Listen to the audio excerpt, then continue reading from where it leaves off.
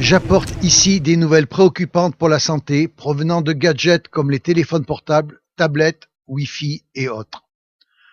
Pour dire les choses clairement, ils endommagent les cellules vivantes de notre corps et tuent prématurément un grand nombre d'entre nous. C'est ce qu'on appelle la surmortalité.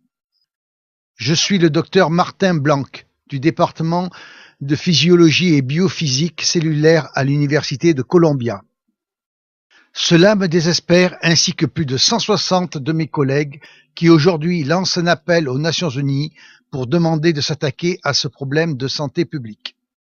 Nous sommes tous des scientifiques et des ingénieurs compétents et je suis ici pour vous dire que nous avons créé quelque chose qui est nuisible et qui est en train d'échapper à tout contrôle. Avant l'ampoule d'Edison, il n'y avait pas de rayonnement électromagnétique artificiel dans notre environnement. On constate que leurs niveaux atteints aujourd'hui sont des milliers de fois plus élevés que ceux qui existent naturellement et ils s'accroissent rapidement à cause de tous les nouveaux appareils radiatifs du sans-fil. Un exemple, une foule d'entre nous a en ce moment dans la poche un téléphone mobile. Une étude montre qu'en même temps que l'usage du téléphone portable s'est largement répandu, l'incidence du cancer cérébral chez les jeunes a plus que triplé.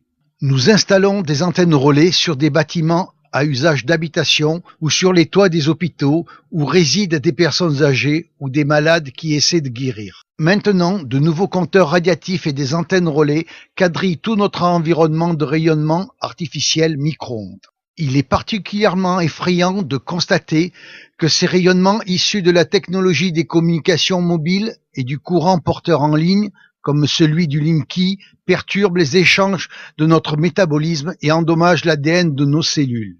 Il est clair pour de nombreux biologistes que cela peut expliquer la prolifération des cancers. Les générations futures, celles de nos enfants, sont maintenant à risque. Tous ces biologistes et scientifiques du monde qui lancent l'alerte ne sont pas entendus par les autorités de santé qui établissent les normes de sécurité. Les faits biologiques constatés sont passés sous silence, en conséquence de quoi les limites de sécurité sont bien trop élevées. Elles ne protègent pas la population. L'entière divulgation de tous les conflits d'intérêts possibles entre les responsables des autorités de santé et l'industrie permettrait probablement d'obtenir une plus grande protection. L'augmentation de l'exposition aux irradiations électromagnétiques artificielles est maintenant devenue un problème global mondial de santé publique. L'Organisation mondiale de la santé et les organismes internationaux de normalisation n'agissent pas actuellement dans l'intérêt de la santé et du bien-être des personnes. Les règles internationales d'exposition aux champs électromagnétiques artificiels doivent être renforcées et refléter la réalité de leur impact sur notre corps et en particulier sur notre ADN. Même si nous sommes toujours en plein cœur d'une grande transformation technologique, cela fait longtemps qu'on aurait dû s'occuper des effets délétères biologiques et sanitaires de ces irradiations. En réalité, nous faisons tous partie d'une vaste expérience biologique sans notre consentement éclairé. Pour protéger nos enfants, nous-mêmes et notre écosystème, nous devons réduire l'exposition en établissant des recommandations plus protectrices. Alors, aujourd'hui, des scientifiques du monde entier adressent un appel aux Nations Unies, à ses États membres et à l'Organisation mondiale de la santé pour qu'ils prennent en main la gestion de cette crise de santé publique émergente.